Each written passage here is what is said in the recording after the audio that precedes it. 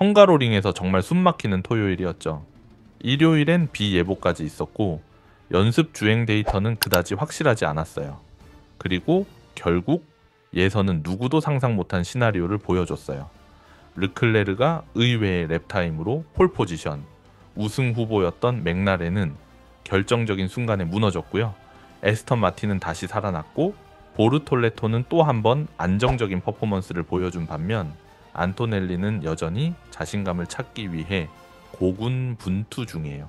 이번 영상에선 그 모든 상황을 깊이 있게 짚어볼게요. 불안정한 페라리, 조용한 위기 속의 메르세데스, 7과 치의 뜻밖의 탈락들, 그리고 마지막 Q3에서 벌어진 대반전까지. 이런 분석이 흥미롭다면 좋아요 누르고 구독도 해주시고 끝까지 함께 해주세요.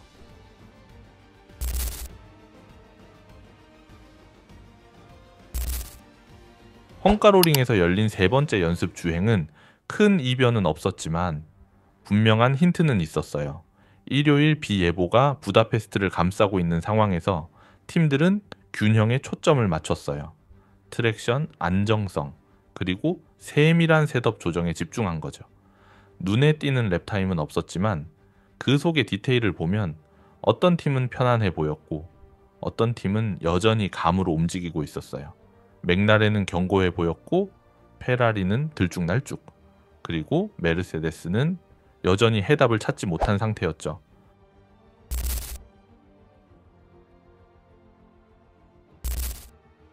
Q1이 시작됐을 때 트랙 상태는 여전히 까다로웠어요. 작은 실수 하나에도 큰 대가를 치러야 했죠. 알렉산더 알본이 그걸 가장 먼저 체감했어요. 깔끔한 랩을 한 번도 완성하지 못하고 결국 마지막 순위에 머물렀죠. 반면 카를로스 사인츠는 그 윌리엄스에서 뭔가를 뽑아내며 살아남았고요. 니코 훌켄베르크와 에스테반 오콘도 함께 탈락했고, 하지만 그 와중에 눈에 띈 건 가브리엘 보르톨레토였어요. 또 한 번 나이보다 훨씬 성숙한 모습을 보여줬고 당당하게 Q2에 진출했죠. 그리고 유키 츠노다도 빼놓을 수 없어요. 탈락하긴 했지만 맥스 페르스타펜과의 격차가 겨우 0.1초였거든요. 부다페스트처럼 테크니컬한 서킷에서 그 정도 차이는 결코 가벼운 게 아니에요. 순수의 퍼포먼스만 놓고 보면 세미나에 갔어도 이상하지 않았을 거예요. 또 한 명 눈길을 끈 건 프랑코 콜라핀토. 막판에 피에르 가슬리를 제치고 알핀을 이치에이로 밀어넣었어요. 미래를 단정짓기엔 이르지만 나 여기 있다는 건 확실히 보여줬죠. Q1은 더 많은 질문을 남긴 채 끝났고 느낌은 분명했어요. 작은 실수 하나면 그대로 탈락이라는 거였죠.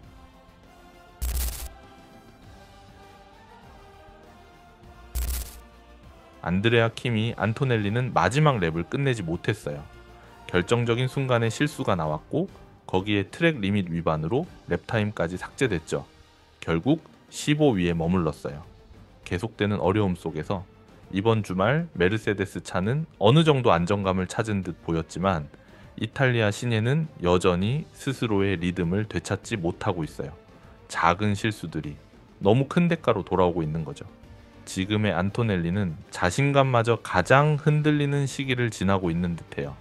반면 프랑코 콜라핀토는 또 한 번 깜짝 활약을 보여줬어요. Q2에 진출했고 최종 결과는 14위.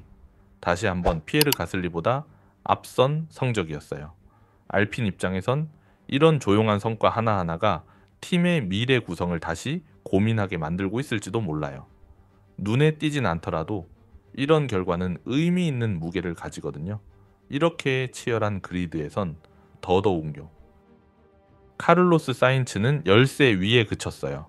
윌리엄스는 이번 헝가로링에서 전혀 세섭을 찾지 못한 모습이었고 사인츠는 그런 팀 분위기와 점점 더 멀어지고 있는 듯 보였어요. 올리버 베어만은 11위로 조금 더 일관된 주행을 보여주긴 했지만 아직까지는 결정적인 인상을 남기진 못했어요. Q2 최대의 탈락자는 다니엘 루이스 해밀턴이었죠. 헝가리에서의 오랜 커리어를 통틀어 Q3에 오르지 못한 건 이번이 처음이에요.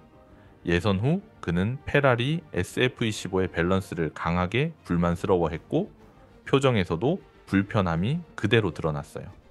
그가 이채 완전히 적응하지 못하고 있다는 건 분명했고, 차 자체의 불안정성도 작은 실수 하나를 쉽게 용납하지 않는 수준이에요.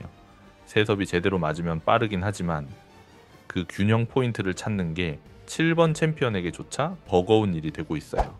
예선 직후 인터뷰에서 해밀턴은 이렇게 말했어요. 차의 잘못은 아니에요. 우리 중 하나는 폴 포지션을 잡았죠. 문제는 드라이버였어요. 굉장히 침체된 모습으로 토요일을 마무리한 해밀턴이었어요.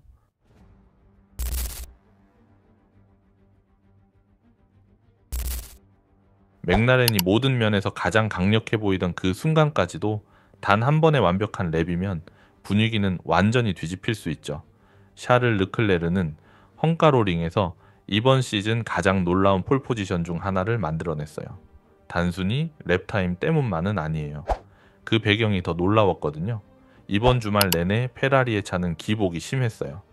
어떤 구간에선 도저히 다룰 수 없는 듯 보였고, 또 어떤 구간에선 잠깐 균형을 찾는 모습도 있었죠. 르클레르가 어떤 퍼포먼스를 낼지 누구도 확신할 수 없는 상황이었어요. 그런데 결정적인 순간 그는 모든 걸 완벽하게 맞춰냈어요.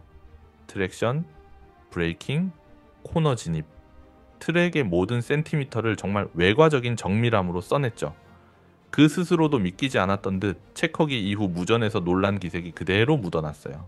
반면 연습 주행에서 압도적인 모습을 보였던 맥라렌은 가장 중요한 순간에 그 완성도를 재현하지 못했어요. 랜도 노리스와 오스카 피아스트리는 바로 뒤에서 출발하긴 하지만 사실상 잡을 수 있었던 폴을 놓쳤다는 느낌이 강하게 남는 결과였죠. 그리고 놀라움은 거기서 끝나지 않았어요. 에스턴 마틴이 예상치 못한 방식으로 다시 살아났거든요. 페르난도 알론소가 5위, 랜스 스트롤이 6위. 최근 팀의 평균적인 페이스를 생각하면 놀라운 예선 성적이에요. 레이스 세팅만 어느 정도 받쳐준다면 이번 주말은 에스턴 마틴의 반등 무대가 될 수도 있겠죠. 가브리엘 보르톨레토도 다시 한번 빛났어요. 그리드 7위, 또다시 팀 동료보다 앞에 섰고 2025 시즌 최고의 루키로서 입지를 확고히 굳히고 있어요. 추월이 어려운 헝가로링에선 좋은 스타트가 절반 이상인데 보르톨레토는 그 중요성을 누구보다 잘 이해하고 있는 듯 했어요. 반면 맥스 페르스타펜은 8위에서 출발해요. 최고 랩타임과 0.3 초 차이, 페르스타펜 기준에선 사실상 0겁의 시간이죠. 레드불은 이번 주말 내내 힘겨운 흐름을 이어가고 있고 차의 밸런스나 타이어 작동 구간에 대해 불만도 계속 나오고 있어요. 레이싱 불스 2대도 나란히 Q3에 들었어요. 리암 로슨 9위, 아이사크 하지아르 10위.